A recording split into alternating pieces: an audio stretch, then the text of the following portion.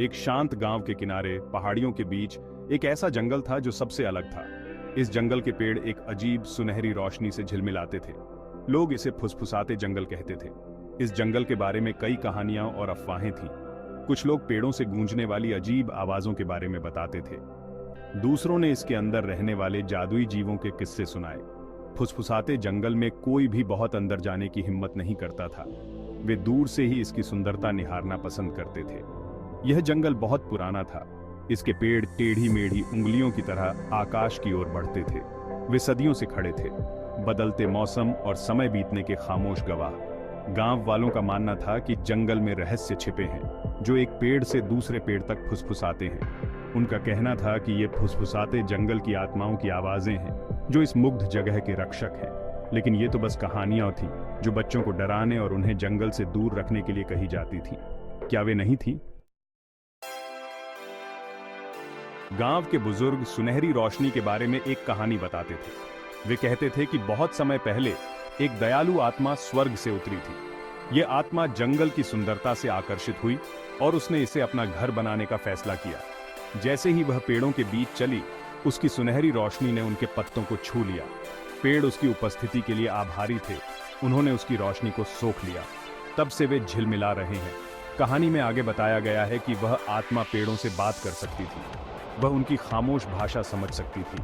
उसने पेड़ों को एक दूसरे की देखभाल करना और जंगल को नुकसान से बचाना सिखाया। समय के साथ पेड़ों ने खुद बोलना सीख लिया। वे हवा में रहस्य फुसफुसाते थे और जानवरों के साथ कहानियां बांटते थे। लेकिन केवल वही लोग उनके शब्दों को समझ सकते थे जो वास्तव में प्रकृति से प्यार और सम्मान करते थे। फुसफुसाते जंगल के किनारे बसे गांव में अंशुल नाम का एक लड़का रहता था। अंशुल एक जिज्ञासु और साहसी लड़का था। अन्य बच्चों के विपरीत वह जंगल के बारे में कहानियों से नहीं डरता था।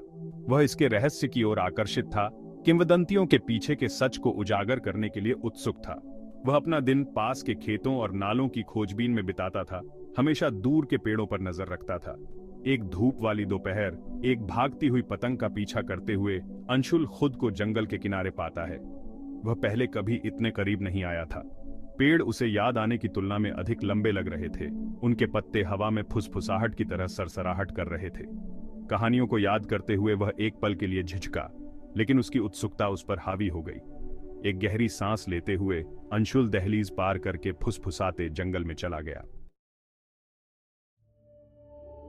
जैसे जैसे अंशुल जंगल में आगे बढ़ता गया, पत्तों से छनकर आती धूप ने एक गर्म सुनहरा रंग ले लिया। उसने ऐसा पहले कभी नहीं देखा था। हवा में एक अजीब सी ऊर्जा गूंज रही थी और उसने अपने ऊपर शांति की एक अजीब सी अनुभूति महसूस की। जैसे ही वह चला, उसने कुछ अजीबोगरीब देखा। कोई हवा न होने पर भी पेड़ हिलते डुलते और सरसराहट करते हुए प्रतीत हो रहे थे। ऐसा लग रहा था जैसे वे उसे देख रहे हों। उनकी शाखाएं उसका स्वागत करने के लिए पहुंच रही हों।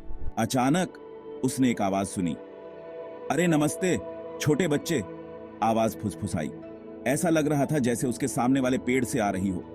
अंशुल ठिठक गया। उसकी आंखें आश्चर्य से फटी की फटी रह गईं। वह सावधानी से पेड़ के पास पहुंचा और उसकी उबड़ खाबड़ छाल में झांका।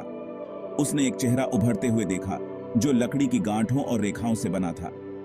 यह एक जवान लड़की का चेहरा था जिसकी आंखें दयालु थीं और एक शरारती मुस्कान थी। डरो मत, लड़की ने कहा। उसकी आवाज हवा की झंकार की तरह थी। मेरा नाम ओजस्वी है। तुम्हारा क्या नाम है? मेरा नाम अंशुल है। तुम कौन हो? मैं ओजस्वी हूँ, फुसफुसाते जंगल की रक्षक। मैं सदियों से इस जंगल की देखभाल कर रही हूँ, इसे नुकसान से बचा रही हूँ। अंशुल अभी भी वृक्ष आत्मा से अपनी मुलाकात से थोड़ा हतप्रभ था। उसने अपना परिचय दिया। उसे पता चला कि ओजस्वी फुसफुसाते जंगल की संरक्षक थी। वह सदियों से जंगल की देखभाल कर रही थी, इसे नुकसान से बचा रही थी। मैं जानवरों से बात कर सकती हूँ, मौसम को नियंत्रित कर सकती हूँ और अपने स्पर्श से बीमारों को ठीक कर सकती हूँ। जैसे जैसे वे बात करते गए, अंशुल को पता चला कि ओजस्वी को प्रकृति और उसके रहस्यों की गहरी समझ है। वह जानवरों से बात कर सकती थी, मौसम को नियंत्रित कर सकती थी और अपने स्पर्श से बीमारों को ठीक कर सकती थी। वाह, यह अविश्वसनीय है। मैं जंगल और उसके रहस्यों के बारे में और जानना चाहता हूँ। अगले कुछ हफ्तों में अंशुल फुसफुसाते जंगल का नियमित आगंतुक बन गया। उसने और ओजस्वी ने साथ मिलकर जंगल की खोजबीन में अनगिनत घंटे बिताए। उसने उसे वहां रहने वाले विभिन्न पौधों और जानवरों के बारे में बताया। उसने उसे छिपे हुए झरने, जगमगाते नाले और जंगली फूलों की मीठी गंध से भरे गुप्त उपवनों को दिखाया। गांव यहाँ से कितना अलग है। लोगों की अपनी अपनी उम्मीदें और सपने होते हैं, लेकिन वे इस जगह के जादू को नहीं समझते हैं। उनके लिए यह जानना जरूरी है अंशुल। हो सकता है एक दिन वे आपकी आंखों से जंगल को देखेंगे। बदले में अंशुल ने ओजस्वी को गांव के जीवन, लोगों, उनकी आशाओं और उनके सपनों के बारे में बताया।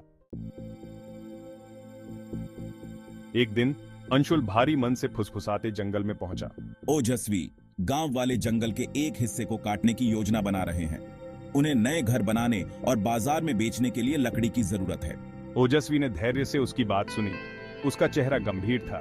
वह जानती थी कि गांव वाले जंगल के असली मूल्य को नहीं समझते हैं। उन्हें एहसास नहीं था कि पेड़ों को काटकर वे जीवन के अपने ही स्रोत को नष्ट कर रहे हैं। हमें कुछ करना होगा। हम उन्हें जंगल को नष्ट नहीं करने दे सकते। तुम सही कह रहे हो अंशुल।